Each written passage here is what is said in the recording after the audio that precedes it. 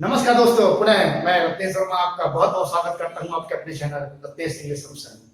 आज हम बात करते हैं एक नए टॉपिक पे, जिसका है कि एक बहुत से व्यवहारिक वाक्य जो हम प्रयोग करते हैं बोलचाल में, लेकिन उसको कैसे बनाएंगे। बहुत ज्यादा आपको नियम रटने की आवश्यकता नहीं है, बस थोड़ा सा ध्यान से सुनेंगे और कुछ चीजों को नोट करते जाएंगे। अगर आप ऐसा करेंगे तो निश्चित तौर पर आपको ये चीजें बिल्कुल आसानी से समझ में आ जाएंगी। तो कुछ वाक्य कैसे होंगे पहले मैं आपको बता देता हूं। जैसे मेरे पास समय है, आपके पास पैसा है, उसके पास मोबाइल है, हमें अंग्रेजी का ज्ञान है, उन्हें आजादी है, इत्यादि। इस तरह के वाक्यों को आज हम सीखेंगे कैसे बनाएंगे। चलिए तो देखते हैं।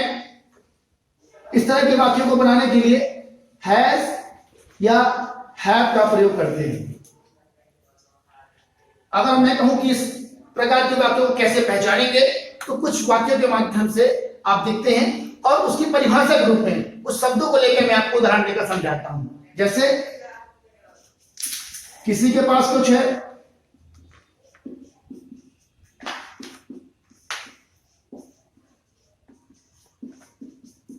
किसी को कुछ है,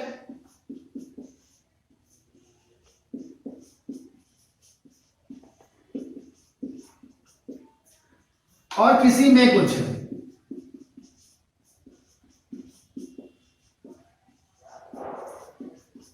यह बताने के लिए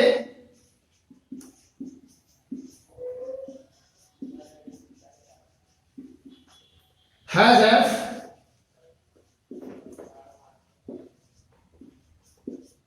के साथ नाउन का प्रयोग करते हैं।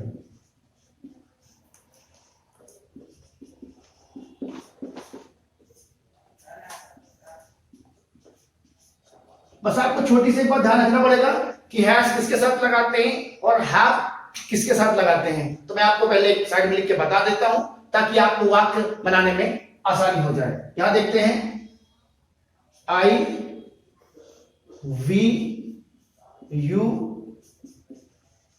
दे एंड प्लूरल सब्जेक्ट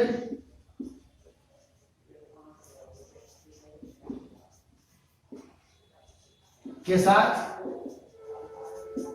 हैव लगता है।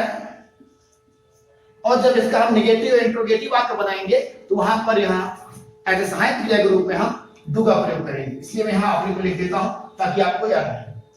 फिर बात करते हैं, he, she, it, any name and singular subject एक वचनकर्ता के साथ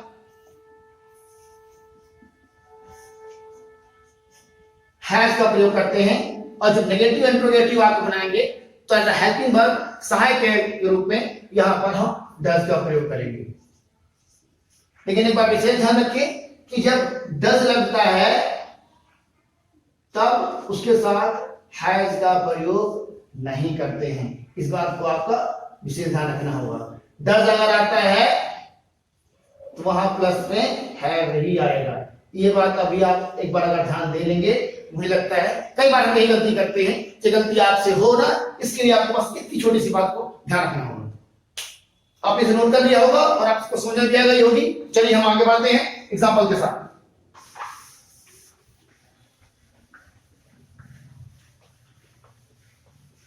तो पहले मैं स्ट्रक्चर के माध्यम से आपको बताने का प्रयास करता हूं। पहला अफर्मेटिव, जैसे आप जानते हैं, subject plus has oblique have plus noun, ये अफर्मेटिव का होता है। अगर एग्जांपल की हम बात करें तो मुझे कहते हैं आई के साथ मैंने बताया हैव का प्रयोग करते हैं। I have some work. Example एक और ले लेते हैं। उसके पास घड़ी है, he has watch। ठीक, आप समझ गए होंगे। दूसरा स्ट्रक्चर लेते हैं नेगेटिव, इसको मिटा दूं, आप इसको नोट कर चुके होंगे। अब बात करते हैं दूसरा नेगेटिव की। इसका स्ट्रक्चर लिखेंगे, subject plus do oblique does plus not plus have. यहां पर हैज का प्रयोग नहीं करते क्योंकि मैंने बताया है कि जब डज लग जाता है तो हैज का प्रयोग नहीं होता है, इसलिए यहां हैव आ जाएगा, हैव प्लस नाउन। नेगेटिव वाले एग्जांपल देख लेते हैं। उसे बुखार नहीं है। दूसरा इसका बनेगा ही। नेगेटिव की बात करते हैं, ही के साथ आपको बताया गया है डज लगता है। He does not have fever. दूसरा देखते हैं, मुझे समस्या नहीं है।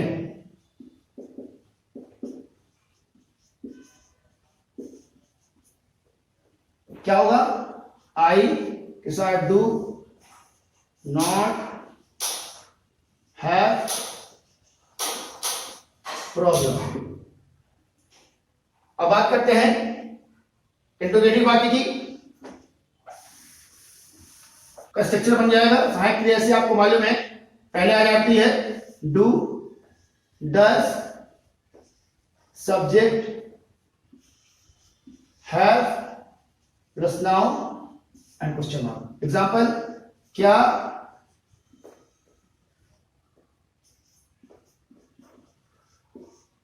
उसके पास मोबाइल है?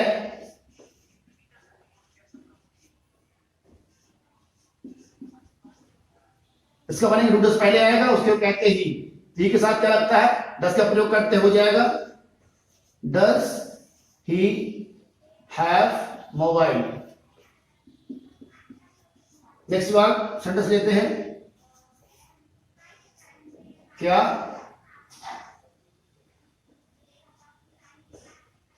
तुम्हारे पास कोई तरकीब है?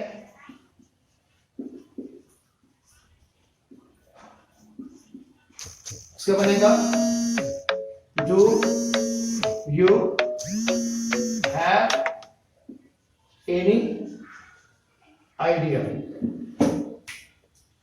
इंट्रोगेटिव भी वाक्य आप समझ गए होंगे। चलिए बात करते हैं इंट्रोगेटिव नेगेटिव की। चलिए बात करते हैं इंट्रोगेटिव नेगेटिव सेंटेंस की कैसे बनता है। स्ट्रक्चर देखते हैं पहले। Do oblique does plus subject plus not plus noun question mark. एक बात लेते हैं, क्या आपके पास समय नहीं है?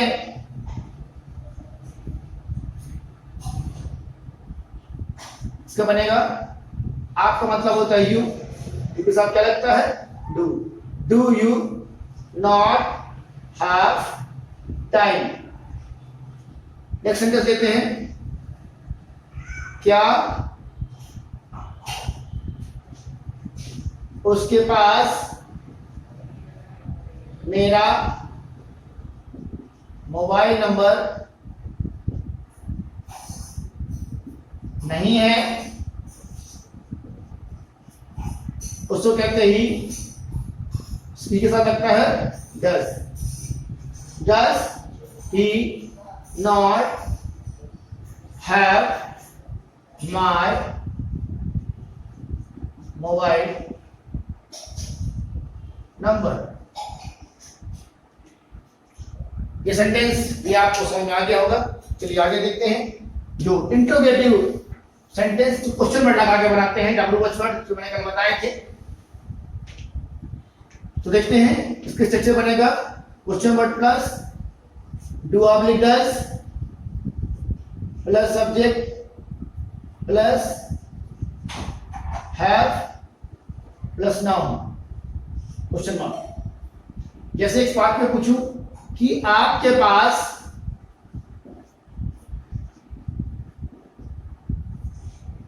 समय कब है?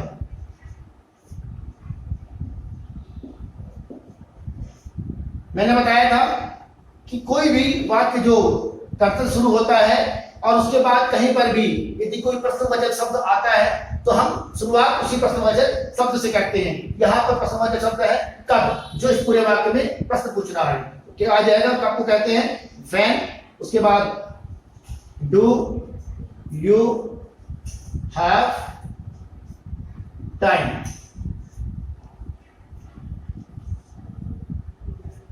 एक सेंटेंस लेते हैं, उसे समस्या क्यों है। ये बात काफी हम प्रयोग करते हैं, तो कैसे बनेगा सेंटेंस। सबसे पहले शब्द क्यों है, पहले आएगा व्हाई, ही है, so why does he have problem.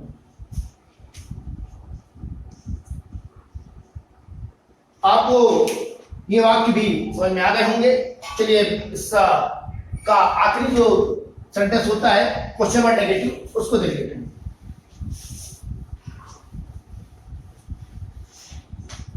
उसका स्ट्रक्चर होता है question word plus do oblique does plus subject plus not plus have plus noun. Example देखते हैं।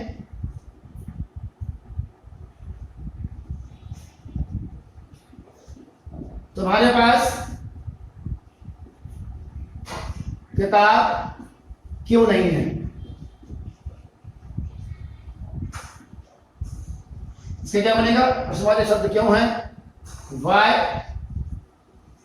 Do you not have book.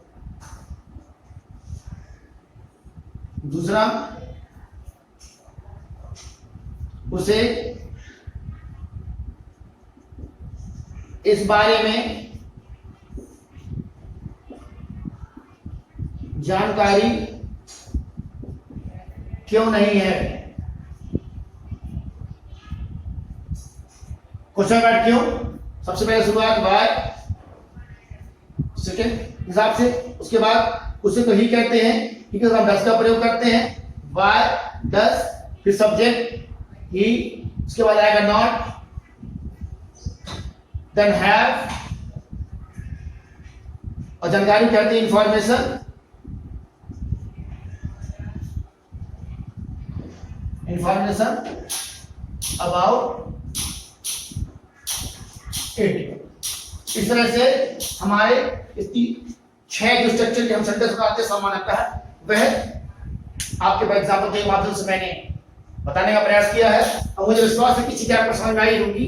अब मैं कुछ कंबाइन सेंटेंस कैसे बनाते हैं, जो हमने कल इज़ामार का यूज पढ़ा है, इज़ामार और हैज हैव को मिक्स करके कैसे हम सेंटेंस बनाते हैं, कुछ एग्जांपल मैं आपको बताता हूं।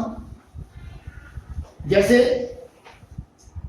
अब देखेंगे, एक सेंटेंस अगर मैं लूं, मैं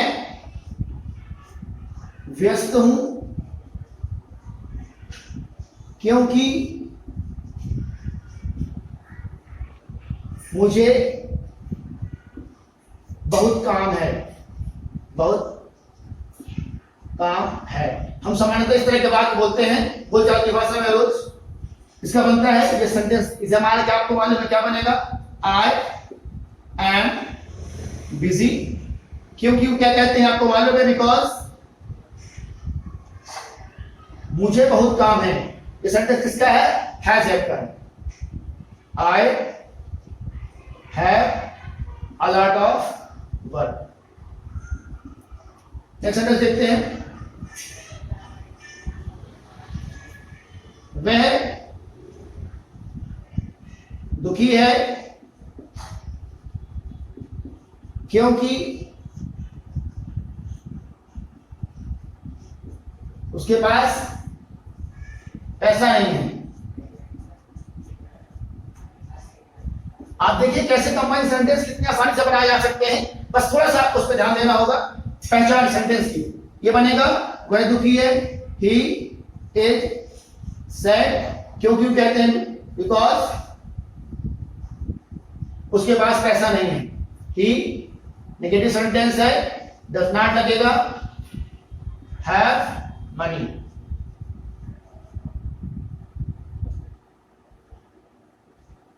नेक्स्ट सेंटेंस, वह कक्षा में अनुपस्थित है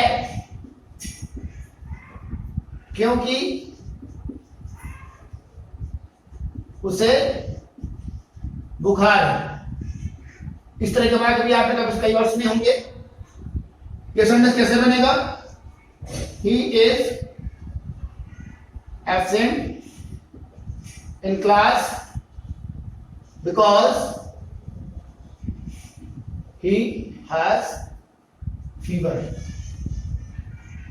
अब आपको इसी तरह के वाक्यों का अभ्यास करना है, और यदि आप प्रयास करते हैं, कोशिश करेंगे, सोचेंगे, और आपको बहुत ज्यादा दिमाग लगाने की, सोचने की, चिंता की आवश्यकता नहीं है। जरूरत इस बात की है आप सिर्फ अपने अगल बगल दिनचर्या में हम किस तरह के शब्दों का प्रयोग करते हैं, किस तरह के वाक्यों का प्रयोग करते हैं, बस आप उन वाक्यों को लिखें, और जो एग्जाम्पल अभी हमने यहाँ पे पढ़ा है इसको छोटे छोटे वाक्यों के माध्यम से जोड़ जोड़कर यदि आप बनाते हैं तो मुझे पूरा विश्वास है आप इसको समझ पाएंगे। और आज के इस लेक्चर के लिए इतना पर्याप्त है, और मुझे लगता है कि चीज समझ में आ गई होंगी। फिर भी यदि कोई प्रश्न आपका है, कोई समस्या है, कोई बात समझ में नहीं आई है, कमेंट बॉक्स में अपने कमेंट अपने सजेशन के रूप में, क्वेश्चन के रूप में आप दे सकते हैं। इन शब्दों के साथ बहुत बहुत धन्यवाद।